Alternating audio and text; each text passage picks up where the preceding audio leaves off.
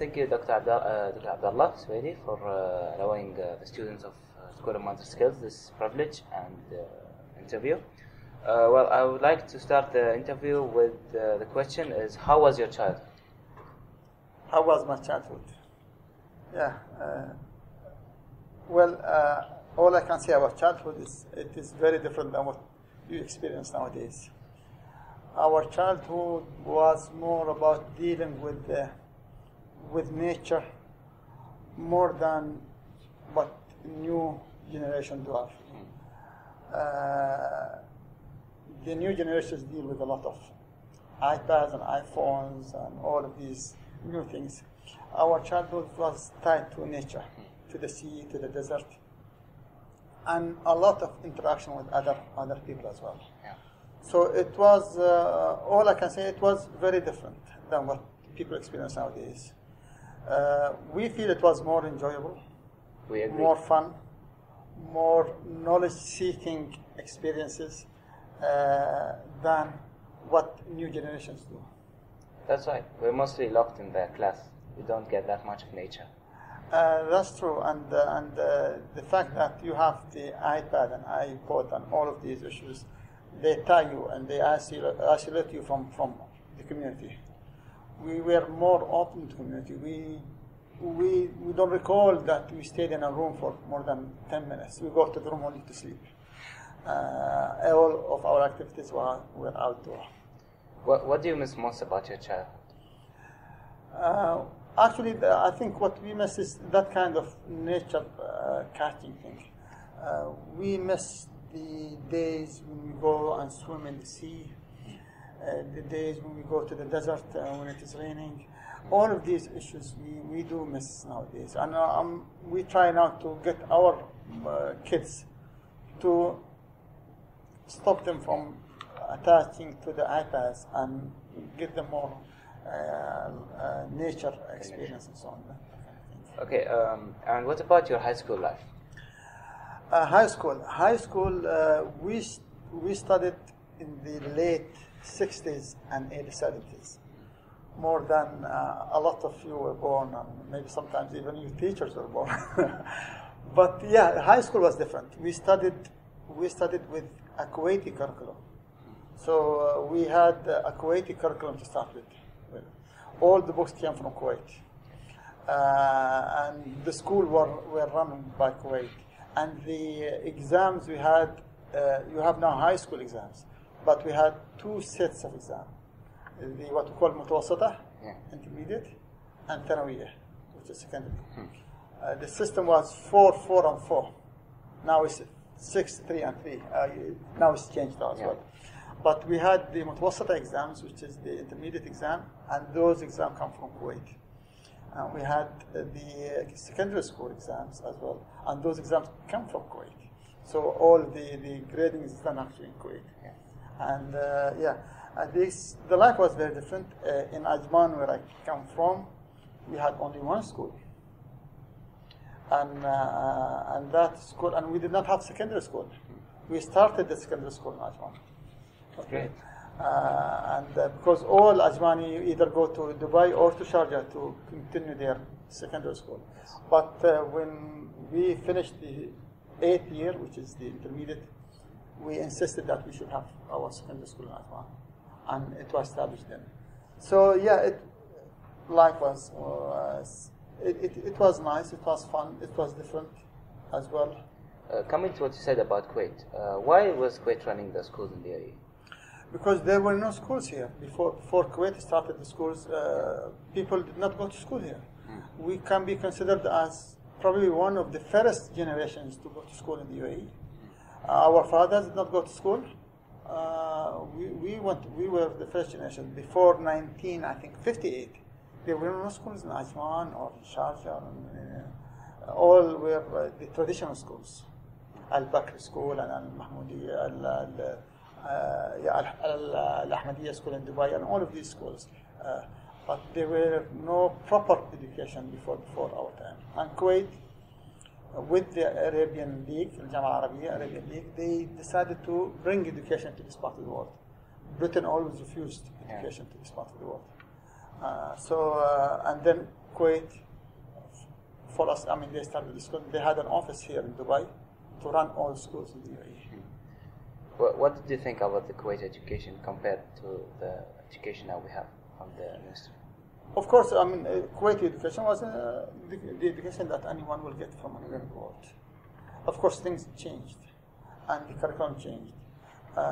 School was done in Arabic, not in English. A majority of schools are in English, except government schools. But the majority of curriculum was fine.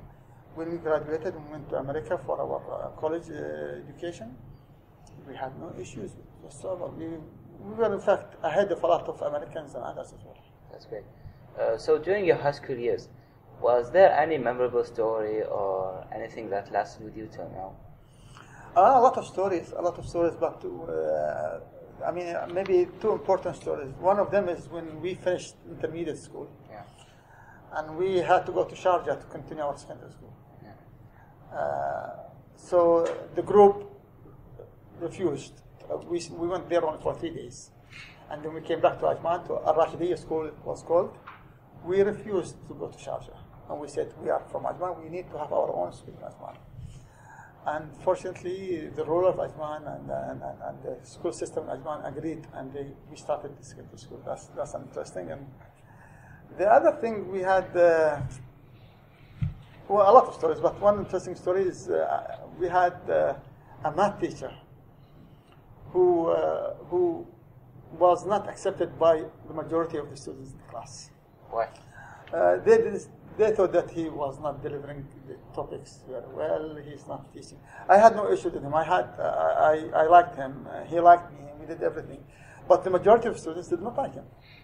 So what they said, okay, we need to make some type of revolt.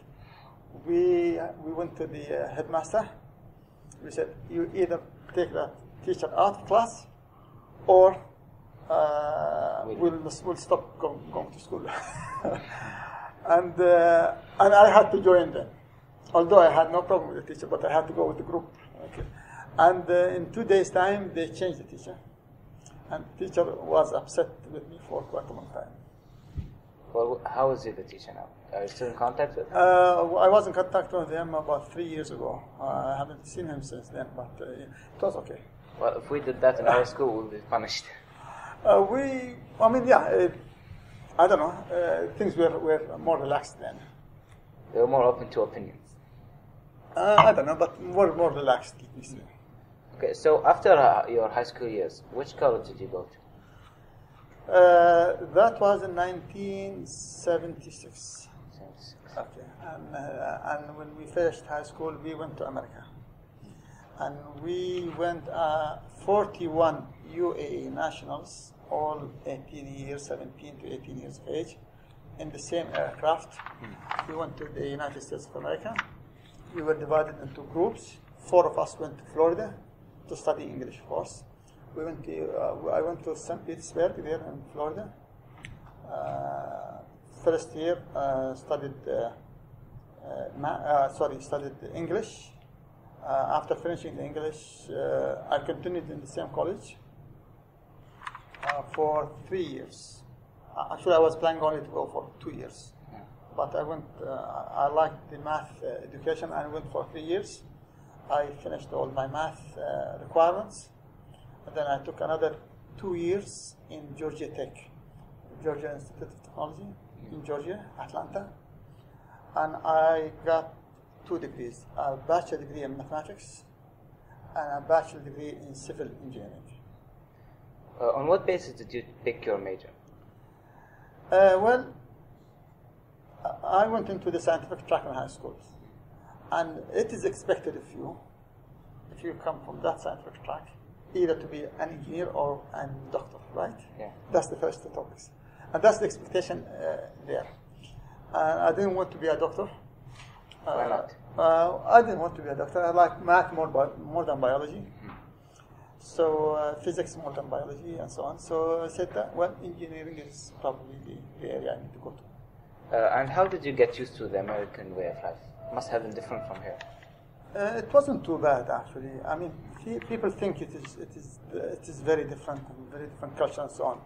But in America, things are relaxed, especially at that time. Things were more relaxed.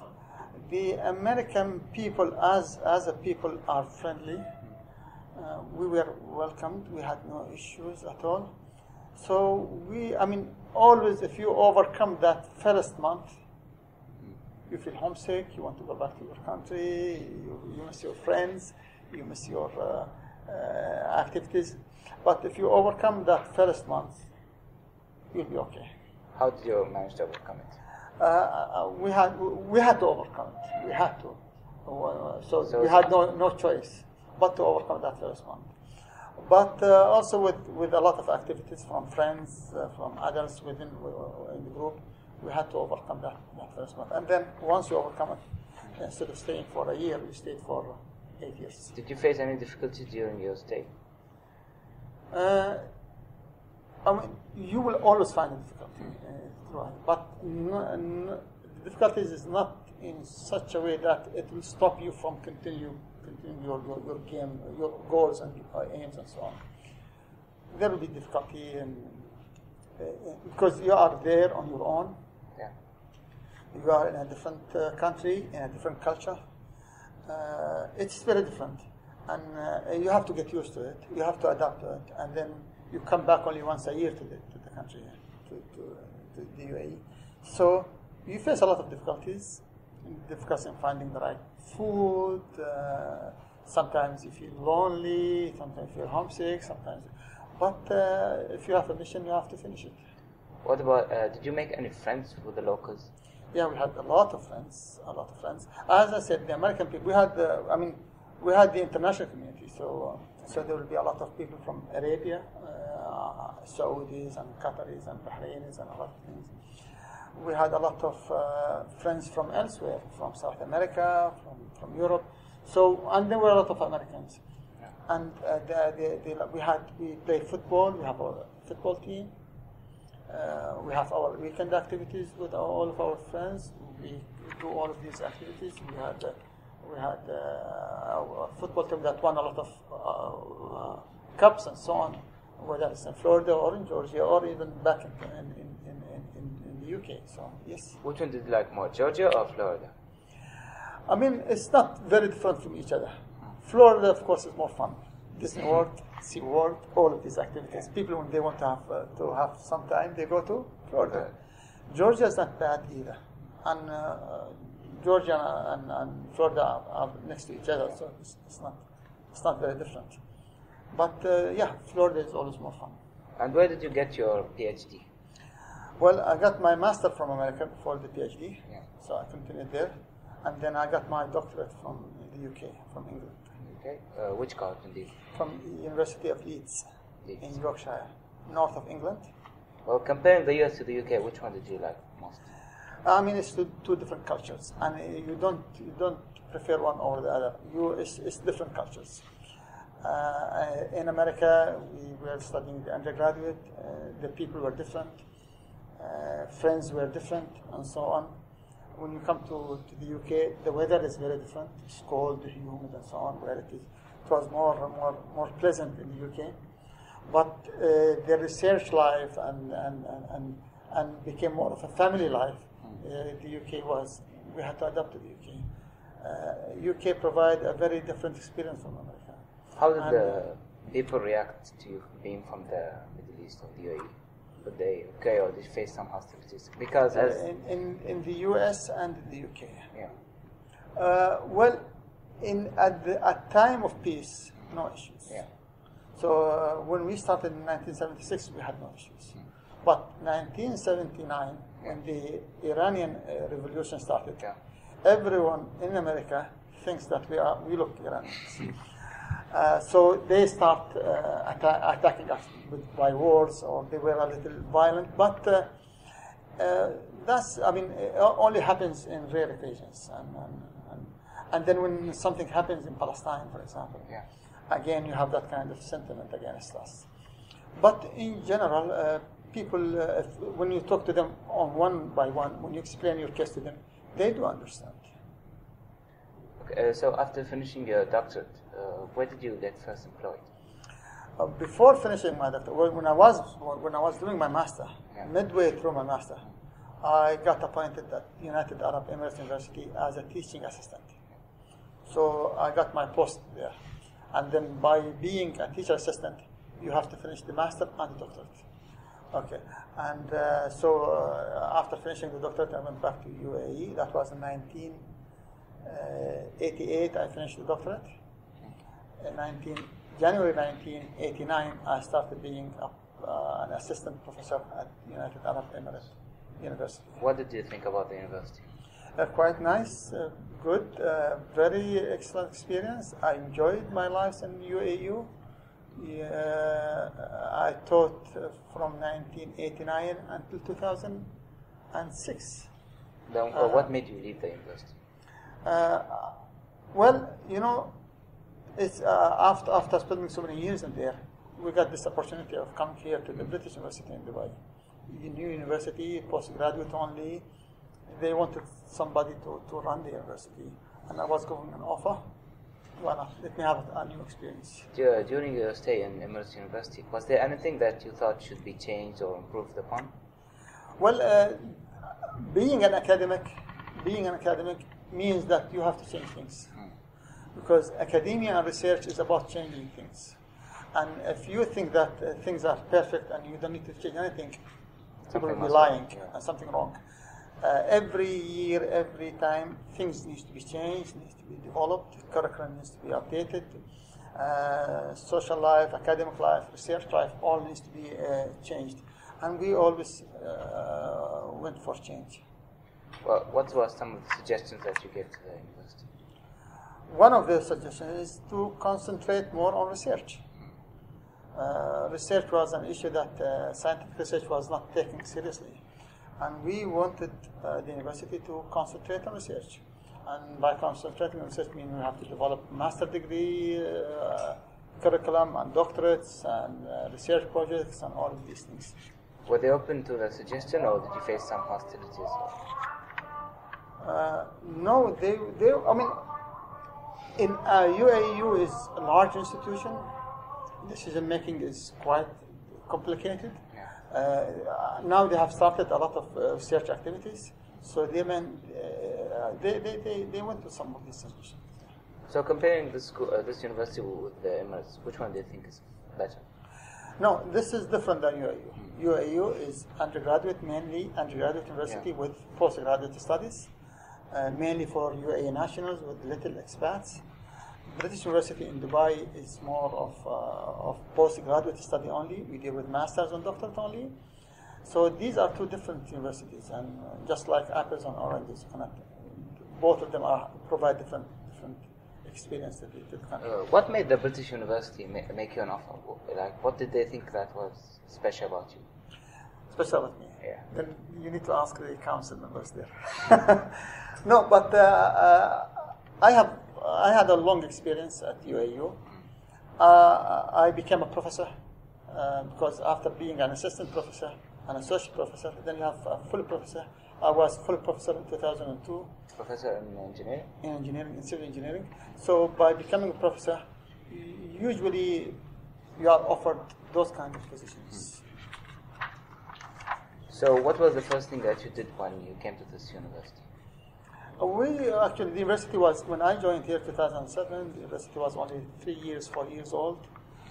We had only 5 programs, no doctorate programs.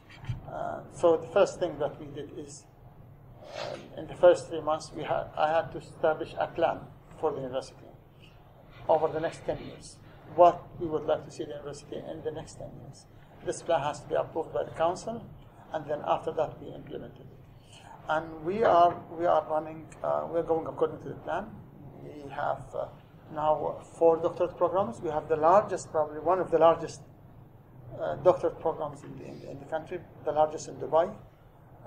Our master degrees are doing very well, and that's the most important thing that we did, is to have a plan, to execute that plan as well.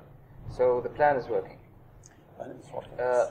Considering that we're going to graduate from high school this year, Do you recommend to study abroad, or do you prefer the students to study here in the UAE? Well, it's more of a personal issue, and as we always say, academic, don't say this is better than that. This is more suitable than that.